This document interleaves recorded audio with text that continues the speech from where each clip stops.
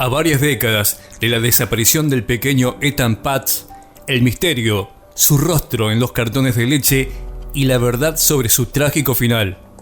Cuando despidió a su hijo de 6 años esa mañana con mucha neblina, era el viernes 25 de mayo de 1979. Julie Paz no podría haber imaginado jamás que la cara de Ethan pasaría a imprimirse en todos los cartones de leche de su país. En medio de una conmoción nacional y una búsqueda frenética que duraría nada menos que 38 años. Mientras discutía con su hija mayor que no quería levantarse y se ocupaba del menor, Ari, de solo 2 años, que además había invitado a un amiguito a dormir, hablaba con Ethan de los cuidados que debía tener en su primer día, largamente negociado, para ir caminando solo hasta el transporte escolar. Ethan le había dicho un rato antes: "Está ok, mamá, puedo hacerlo solo". Eran 2 cuadras. Le dio el bolso decorado con elefantitos, lo besó, le estiró los pantalones azules y le acomodó la gorra Easter Airlines. Llevaba $1 para comprarse una bebida en el camino. Así preparado, su madre lo acompañó hasta la puerta. Ethan recorrería solo esos 200 metros hasta la parada del bus escolar. Pero los primeros pasos los hizo bajo la mirada atenta de su madre, que desde la puerta de entrada estiraba el cuello para verlo a la distancia, hasta que lo perdió de vista. La zona donde vivían, el Soho neoyorquino, era entonces un típico barrio tranquilo, de clase media y trabajadora, hasta ese viernes 25 de mayo, en el que 2 cuadras terminarían desgarrando para siempre el destino de los Paz, porque Ethan jamás llegó a subirse a su ómnibus amarillo.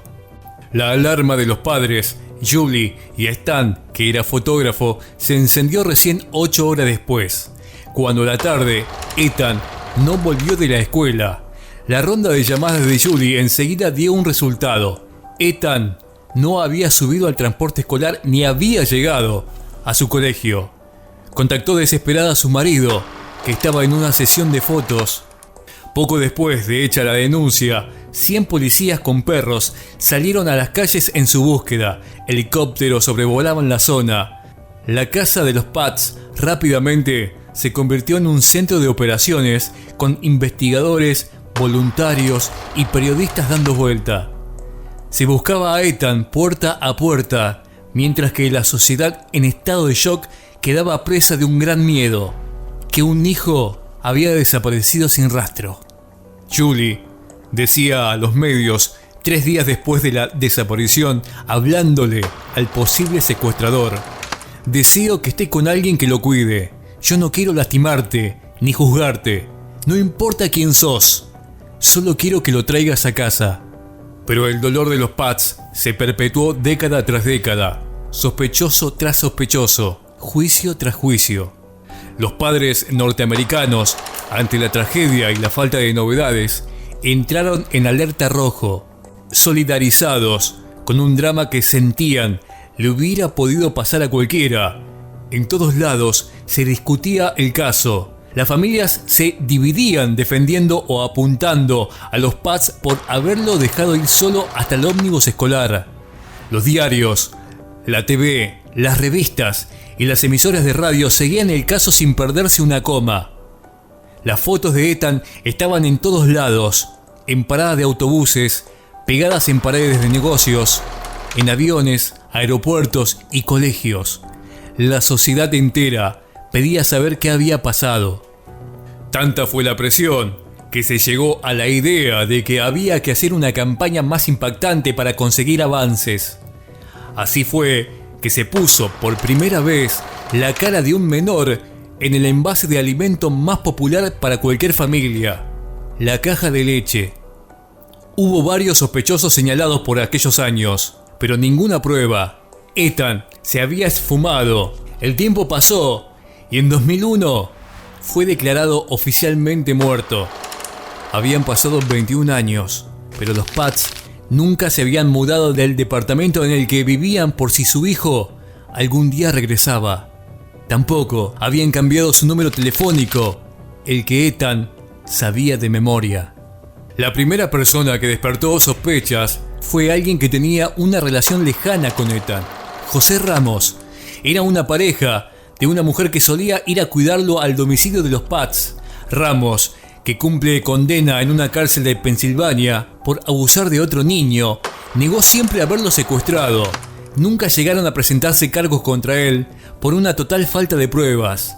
Muchos, aún hoy, creen que podría haber tenido algo que ver. Durante el año 2000, los investigadores pasaron 8 horas cavando en un sótano de un edificio donde Ramos había vivido años atrás. Encontraron huesos, pero los análisis de los peritos determinaron que pertenecían a mascotas. Un día, a comienzos de 2012, mientras estaban investigando, un obrero llamado Otoniel Miller, que conocía a Ethan, muy poco tiempo después de la desaparición, había hecho un piso de concreto en su bodega. Recibieron una llamada que cambiaría el caso. El hombre que contactó a las autoridades se llamaba José López y denunciaba haber escuchado contar a su cuñado, Pedro Hernández, que una vez había matado a un niño en Manhattan. Aseguraba que su cuñado se lo había contado a más personas. Tras ser detenido, Hernández declaró durante un interrogatorio de 6 horas y media que había visto al niño solo y lo había convencido, ofreciéndole una bebida, de que entrara al almacén de la calle Prince, esquina West Broadway, donde trabajaba. Este negocio quedaba pegado a la parada de autobús escolar. Una vez dentro, lo había persuadido para que bajara al sótano, donde lo asesinó asfixiándolo. Le apretó el cuello hasta que dejó de respirar. Dijo que luego metió al niño, que aún respiraba, en una bolsa, que conservó un rato el cuerpo entre el hielo de un freezer para luego meterlo en una caja que descartó a la basura. En un pasaje a 2 cuadras de allí, reconoció las fotos y además una pista fue vital para que los detectives le creyeran. Cuando fue a reconocer el lugar, dijo no recordar una puerta que había. Los investigadores consiguieron los planos y efectivamente, la puerta que estaba allí ahora no lo había estado en el momento del crimen. Solo alguien que hubiese estado en el lugar en ese entonces podía dar semejante dato. Se supo después que Hernández había revelado de rodillas y llorando a varios miembros de su propia congregación religiosa que había matado a un chico. Uno incluso aseguró que había confesado haber tratado de abusar al menor. A su exmujer también le había relatado sobre un crimen, pero las historias diferían bastante unas de otras.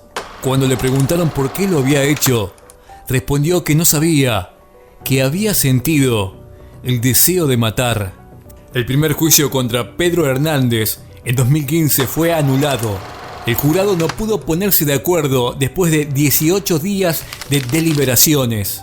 No había cuerpo y faltaban pruebas para convencerlos. El acuerdo tenía que ser unánime. El jurado rechazó la culpabilidad del sospechoso y consideró más creíble el argumento de la defensa, que se basó en los problemas mentales de Hernández, una persona con inteligencia limitada que apenas alcanzaba un coeficiente de 67. La fiscalía retomó el caso en octubre de 2016. A falta de nuevas pruebas, apostó por profundizar en los detalles que proporcionó Hernández durante su confesión en 2012.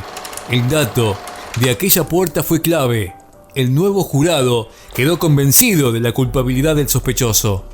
En febrero de 2017, concluyó el segundo juicio con la declaración de culpabilidad por secuestro y asesinato para el puertorriqueño de 56 años, que en 1979 tenía solo 18 años y había dejado el colegio para trabajar en un almacén bodega en el Soho. El juez Maxwell Willey, de la Corte Suprema de Manhattan, dictó la sentencia. Era el mismo juez del juicio anterior. El fiscal de Manhattan, Cyrus Vance Jr., dijo: la desaparición de Ethan Patz persiguió a las familias de Nueva York y a las de todo el país por casi 4 décadas. Esclarecer su desaparición ha sido para mí una prioridad. Las autoridades contaban con una confesión del crimen grabada y otra por escrito, en la que Hernández había escrito de su puño y letra: "Yo lo maté", en una fotografía del menor, según publicó el prestigioso The New York Times. La defensa del acusado sostenía, en cambio, que Hernández no contaba con plenas facultades mentales. Su evaluación psiquiátrica dejaba algunas aristas no resueltas y, según su abogado, Harvey Fishbane, su cliente, tenía un largo historial de esquizofrenia y trastorno bipolar. Stan Patz no estuvo de acuerdo y se preguntó cuántas veces tiene que confesar a alguien para ser tenido en cuenta. Después de todos estos años, sabemos qué oscuros secretos has guardado en tu corazón. Tomaste a nuestro precioso niño y lo arrojaste a la basura. Nunca te olvidaré. El Dios al que rezas nunca te perdonará. Tú eres el monstruo en tus pesadillas, dijo Patz, acompañado por su esposa Julie. El 14 de abril de 2017, Hernández fue sentenciado a 25 años de prisión después de 9 días de deliberaciones. Un poco de justicia para nuestro maravilloso hijo, sostuvo Stan Patz. Me siento muy agradecido. Por fin han alcanzado un veredicto que yo ya sabía, que este hombre es culpable de haber hecho algo horrible hace muchos años. Ya sé cómo es la cara del diablo, dijo Stan en el juicio a Hernández. Mientras los familiares de Ethan lloraban al escucharlo, Hernández evitaba mirarlos. El caso de Ethan Patz no solo llegó a los cartones de leche, también llevó entonces al presidente de Estados Unidos, Ronald Reagan, en 1983, a declarar el 25 de mayo Día Nacional de los Niños Desaparecidos en su honor. Stan y Julie se convirtieron en activistas de estas causas y contribuyeron a lograr leyes para la protección de los jóvenes.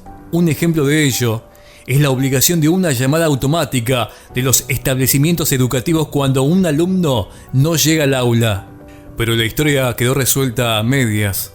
El cuerpo de Ethan jamás fue hallado.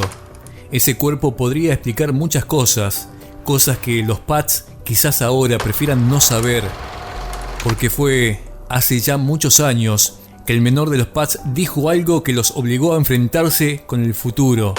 Ari le preguntó a su madre: "Ma, ¿cuándo vamos a volver a sonreír?". Ese día Julie supo que debían intentar continuar viviendo sin derrumbarse como familia, que la búsqueda de la verdad de lo que había ocurrido con Ethan no podía impedir que sus otros hijos tuvieran una vida con sonrisas. Y así lo hicieron.